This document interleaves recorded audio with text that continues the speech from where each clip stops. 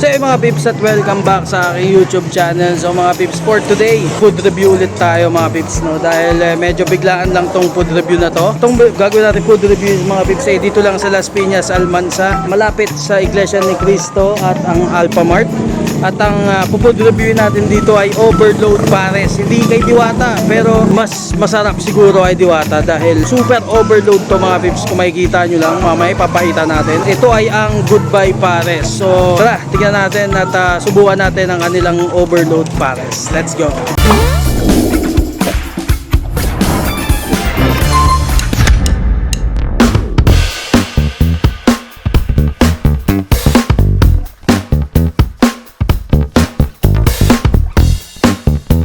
Okay mga pips, at dahil biglaan ang ating pagpunta dito sa Goodbye Pares dahil wala lang naman talaga kaming hapunan. Nakita ko lang to sa newsfeed ko. Hindi na ako nakapag-BS yan. Pambahay lang tayo for today's video. Nakapag-order namin mga pips. Ang in-order namin ay dalawang Goodbye Pares at isang tosilog para sa mga bata. Tapos yung kapatid ko, yan sila. Goodbye Pares. Goodbye Pares din. Ikaw, ano in-order mo? Yempo silog, pero magkakapit ng combo mo. Yempo silog overload. Overload. Ano mo po ano kasama? May bulaklak, may tatlong shanghai, may egg, sa pizza. Ang price dito is 110. May kasama ng free drinks, unlimited rice. Yun na yung kasama niya sa 110. At sobrang sulit mga pips dahil ang pares na dito ay may balot. So talagang mapapag-goodbye ka sa sarap mga pips. So titiyan natin mamaya at iisa-isahin natin ang kanilang Goodbye Pares.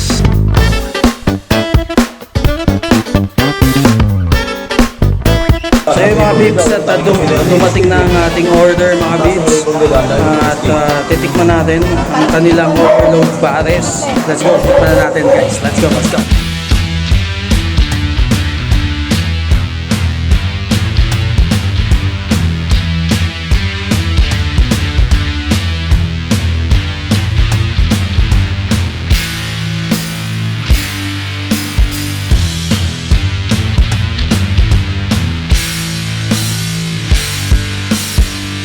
So yun mga pips, at dumating na ang kanilang pares. Yan, ito. Yan, dumating na siya at titikman na natin guys. Pero syempre, titikman muna natin siya ng plain kung ano lasa nung soup. Tapos titikman naman natin siya ng may, ano yun, may onion, spring onions, garlic, tsaka chili. Pagpasensyaan nyo na, naiwan ko yung tripod ko. Pero ito, subukan muna natin yung soup. Ito, ano sasawa na? Soup na. Ano sasawa? Ako gagawa ko pati dito eh. Okay. So lasang pares. Nalalasahan ko pa rin yung main ingredients ng pares, which is yung star anise, syempre laurel, meron daon ng laurel, at beef. So meron siyang lechong kawali, merong chicharong bulaklak. Bataw ba? May chicharong bulaklak. May chicharong bulaklak. Ito, may chicharong bulaklak siya. Nandun nakikita nyo. Ito yung pinaka sa kanila kakaiba. Meron siyang balot. Yan, may balot. Kapag pasensya nyo na maingay dahil wala naman akong mic. Pero ito, syempre, subukan na natin. Let's go. Cheers!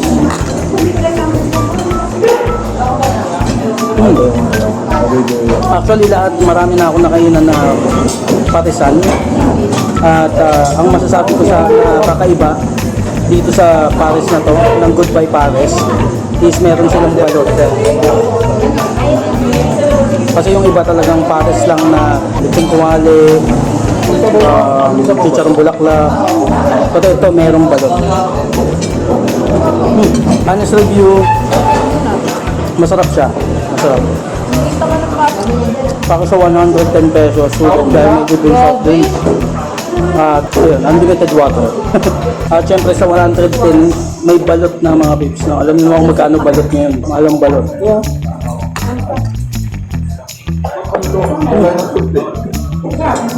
Yeah, no? Yeah. Favorite part ko sa balot, yung bato. Ay, hindi pala. Ito, taba ng baka. Taba ng baka. Isa sa mga paborito rin.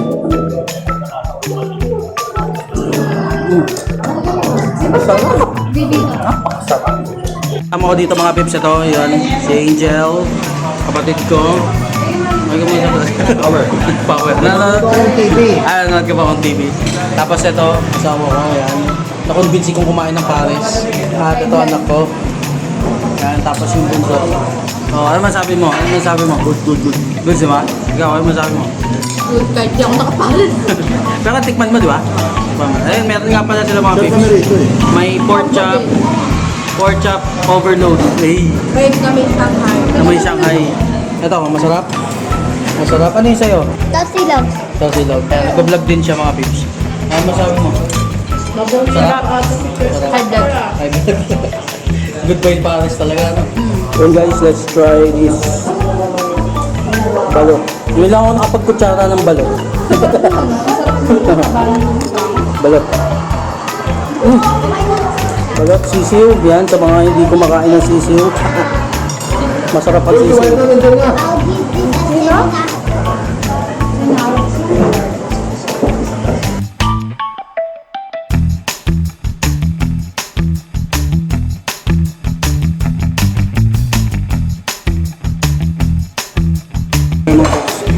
Yung lapot niya yung sakto lang. Pero kung i-compare ko siya sa ibang parisan na nakainan ko. So, angat to. So, ubusin ko muna ito mga pips. Tapos mamaya usap tayo. Thank you, ate.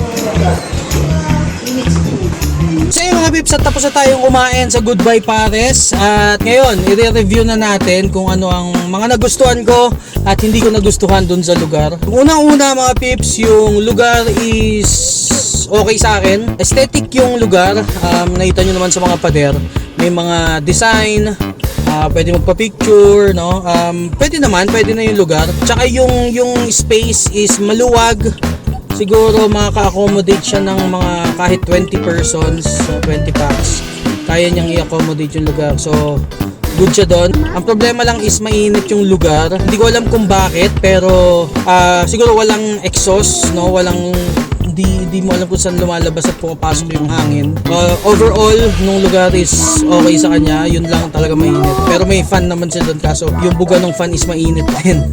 Tapos yung price is good yung price. Okay sa akin yung price niya, 110 pesos with unlimited rice, one free soft drinks, at may tubig, only tubig na may yelo, with overload pares na may balot, chicharong bulaklak, may beef, no? May beef taba, may taba ng beef, at may lechon kawali. So, doon pa lang sa variables na yon, no, sa mga kasama doon sa 110, napakasulit na. Doon naman sa lasa, nung unang pagkuha ko siguro yung soup niya, yung sabaw, texture niya, good sa akin yung texture, hindi ganun kalapot, hindi masyadong malapot, hindi masyadong malabnaw, sakto lang. Lasa niya, may laurel, may star anise, yun yung importante doon.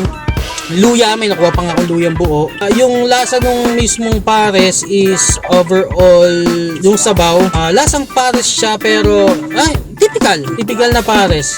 Ang pinagkaiba lang talaga niya sa laman dahil meron nga siyang balot, yung nagpa-plus point sa kanya. Yung lechon kawali niya is malutong pa rin kahit soak na siya dun sa sabaw. Yung chicharong bulaklak malambot na, dahil alam niyo pag ang chicharong bulaklak is pagka nabasa siya talagang lumalambot din kagad, hindi tulad ng lechon kawali. Okay yung balot, no? Kung nakita nyo naman, masarap talaga siya. Doon lang ako nakakain ng balot na kinukutsara. Pero yun nga, pero kaso nga lang, sa mga hindi mahilig sa balot, siguro hindi nyo magugustuhan yung ganun. Pero meron silang exchange, no? Kung ayaw nyo ng balot, pwedeng ilagay nila is nilagang itlog, no? Boiled egg. So may mga options, maraming options, at hindi lang Goodbye Pares yung makikita nyo doon. Pwede kayong umorder ng tapsilog, sizzlings, vegetables, marami silang option. At least yung mga pupuntang customer doon, maraming option, hindi lang yung Goodbye Pares. Yun lang talaga yung pinaka main highlight ng lugar is yung Goodbye Pares, at yun ang binabalik-balikan. So, ang review natin at ang rate natin sa Goodbye Pares, ng rate natin is 9 out of 10. Yo, hindi natin masasabing perfect siya. Patas na pares. Ang nagpa-special talaga sa kanya is yung balot. 9 over 10, mataas na yon guys sa ganung rate. Pero yun, good siya. I hope nagustuhan nyo ang ating content for today. Sana nagustuhan nyo yung food review natin. Alam kong hindi pa ako sanay mag food review na maayos, pero next time at sa mga next videos natin i-level up pa natin yung food review natin. At yun, nandito na yung mga kasama ko at paalis na kami. So see you sa next food review, sa next vlog natin. At don't forget to like, comment, share at mag-subscribe. Piring nyo yung notification bell para ma-notify kayo sa mga next food review natin. So ayan, kita tayo guys. See you on my next vlog. Have a good day, babush. Peace.